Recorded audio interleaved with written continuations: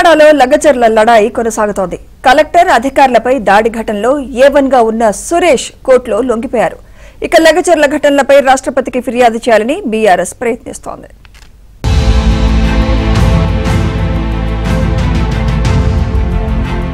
తెలంగాణలో లగచర్ల ఘటనపై political war నెలకొంది.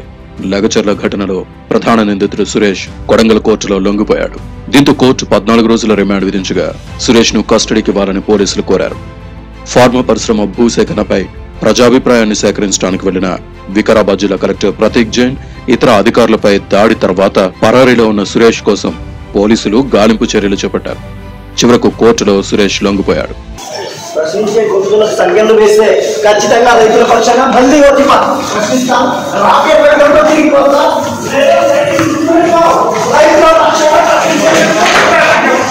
మరోవైపు బీఆర్ఎస్ మాజీ ఎమ్మెల్యే పట్నం నరేందర్ రెడ్డికి హైకోర్టులో ఊరట లభించింది.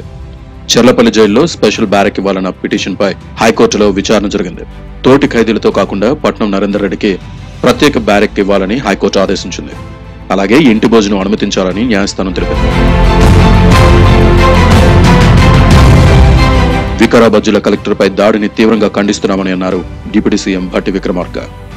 లగచర్లలో అమాయక గిరిజనులను రాజకీయ పార్టీ రెచ్చగొట్టి కలెక్టర్పై దాడి చేయించారని మండిపడ్డారు. బీఆర్ఎస్ హయాంలో ప్రజల దగ్గర నుంచి బలవంతంగా భూములు లాక్కుందని ఆరోపించారు.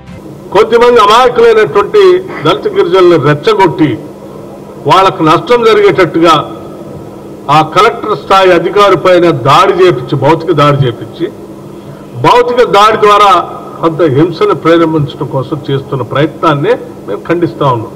ఇది సరైనది కాదు. ఇప్పటికే బీఆర్ఎస్ ఆధ్వర్యంలో రైతులు జాతీయ మానవ హక్కుల కమిషన్ కు ఫిర్యాదు చేయగా తాజాగా బీజేపీ నేతృత్వంలో హైదరాబాద్ లో NHRCకి ఫిర్యాదు చేశారు. పోలీస్ కస్టడీలో రైతులకు 3rd డిగ్రీ ప్రయోగించి చిత్రహింసలకు గురి చేశారని బీజేపీ ఎంపీ ఈటెల రాజేందర్ ఆరోపించారు. సీఎం సొంత నియోజకవర్గం కొడంగల్లో ప్రజలకు రక్షణ లేకపోవడంతో జాతీయ మానవ హక్కుల కమిషన్ దృష్టికి తీసుకెళ్లామన్నారు. వెంటనే NHRC బృందాలను లగచర్లకు పంపించి రైతులకు న్యాయం జరిగేలా చూడాలని విజ్ఞప్తి చేశారు. వేల సంవత్సరాల నుంచి ఇక్కడ గ్రామాల్లో ప్రజలకి అక్కడి తెచ్చుకొని అన్నం పెట్టగలిగే తల్లికి భూతాన్ని మాత్రమే ఎందుకు ఈ భూముల మీద మీరు కండేషన్ చెప్పి రైతులు ససేమిరా ఇవ్వనని చెప్పిండ్రు.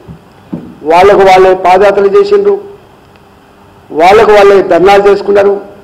కనపడ్డ వాళ్ళందరికీ దరఖాస్తు ఇచ్చి కాళ్ళు మొక్కిళ్ళు దండం పెట్టిండ్రు. చివరికి ఇంత జరిగినా కూడా ప్రభుత్వం వెనుకకు తగ్గకుండా బెదిరించుడు. లగచర్ల ఘటనను రాష్ట్రపతి దృష్టికి తీసుకువెళ్లాలని బీఆర్ఎస్ భావిస్తోంది. ఈ మేరకు అపాయింట్మెంట్ కోరినట్లు మాజీ మంత్రి సచివత్ రాథోడ్ తెలిపారు. రాష్ట్రపతిని స్వయంగా కలిసి తమ గోడు వినిపించాలని, అప్పటిదాకా హస్తనలోనే ఉంటామని స్పష్టం చేశారు. వాళ్ళకి న్యాయం జరుగుతుందని, అలాగే నిన్నటి నుంచి గౌరవ భారత రాష్ట్రపతి గారిని కూడా కలవటానికి మేము ప్రయత్నం చేస్తున్నాం. ఒక మెయిల్ కూడా చేయమనంటే చేసి ఈరోజు కూడా ఎదురు చూస్తూ ఉన్నాం. అక్కడి నుంచి ఇంకా పూర్తి మాకు సమాచారం రాలేదు, అపాయింట్మెంట్ రాలేదు. కానీ మీడియా సోదరులందరి ద్వారా నేను ఈ రాష్ట్ర ప్రభుత్వాన్ని, ముఖ్యమంత్రి గారిని ప్రశ్నిస్తా ఉన్నాం. లగచర్ల ఘటనపై కాంగ్రెస్, బీఆర్ఎస్, బీజేపీ మధ్య మాటల యుద్ధం కొనసాగుతోంది.